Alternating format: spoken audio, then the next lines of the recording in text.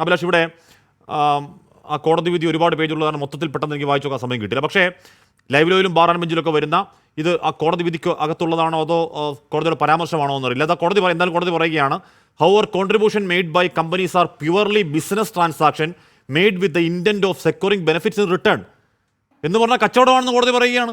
എന്തു ഭീകരമായിരുന്നു അപ്പോൾ അത്. 2017 മുതൽ 2023-24 വരെ കച്ചവട രൂപത്തിൽ അങ്ങോട്ട് പണം കൊടുത്ത് എന്തെങ്കിലും നേട്ടമുണ്ടാക്കാൻ കഴിയുന്ന രീതിയിൽ ശതകോടികൾ ഒഴുകി എന്ന് പറയുന്നത് എത്രത്തോളം ഞെട്ടിക്കുന്നതാണ് ശ്രീ എം ആർ അഭിലാഷ്.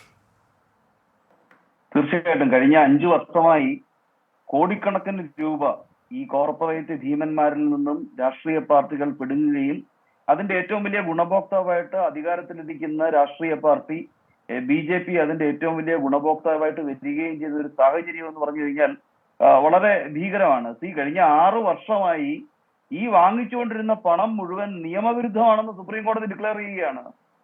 അതിന്റെ പെക്യൂലിയാരിറ്റി ഒന്ന് മനസ്സിലാക്കുകയെ, ഈ 6 വർഷമായിട്ട് ലഭിച്ചുകൊണ്ടിരുന്ന പണം, ആ പണം തിരിച്ചടയ്ക്കണ്ട. ഈ പൈപ്പ് ലൈനിൽ കിടക്കുന്ന 15 ദിവസം ആയിട്ടില്ലാത്ത പണം മാത്രം തിരിച്ചു കൊടുത്താൽ മതി. അപ്പൊ ഈ ഉപയോഗിച്ച പണമൊക്കെ നിയമവിരുദ്ധമായിരുന്നുവെന്ന് സുപ്രീം കോടതി പറയുമ്പോൾ ആർട്ടിക്കിൾ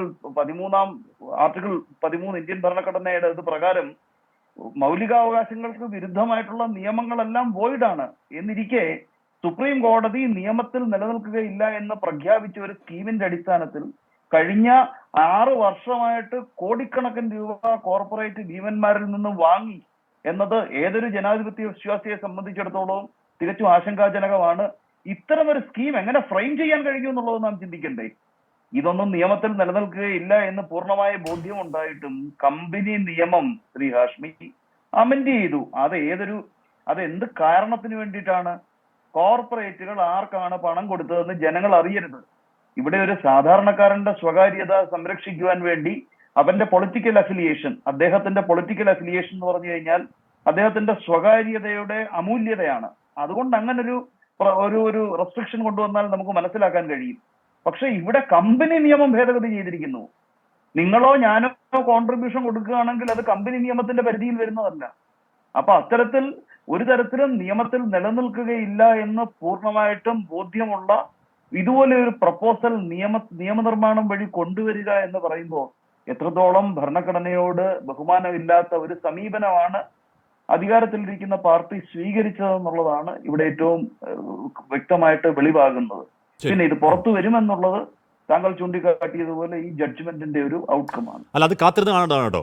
ഇപ്പോൾ ഡൽഹി സംസ്ഥാന വിധിക്ക് മുകളിൽ രായ്ക്ക് രാമാനം നിയമം പാസാക്കിയ ഒരു പാർലമെന്റ് നമുക്കുണ്ട്. അതുകൊണ്ട് ഇത് വെളിപ്പെടുത്തേണ്ടതില്ല. ഞാനൊരു കാര്യം പറയട്ടെ, ആർക്കറിയാം നിയമം വരില്ല? ആർക്കറിയാം? ഇതിനകത്ത് ഒരു കാര്യമുണ്ട്. അല്ലല്ല, ഇതിനകത്ത് നമ്മൾ എപ്പോഴും ഈ സുപ്രീം കോടതി, ഞാൻ അഭിഭാഷകനായതുകൊണ്ടും താങ്കൾ ഈ 2ാമത്തെ തവണ അത് സൂചിപ്പിച്ചതുകൊണ്ടും പറയുകയാണ്, സുപ്രീം കോടതിയുടെ ഒരു വിധി മാത്രമല്ല ഭംഗിയായിട്ട് വരുന്നത്.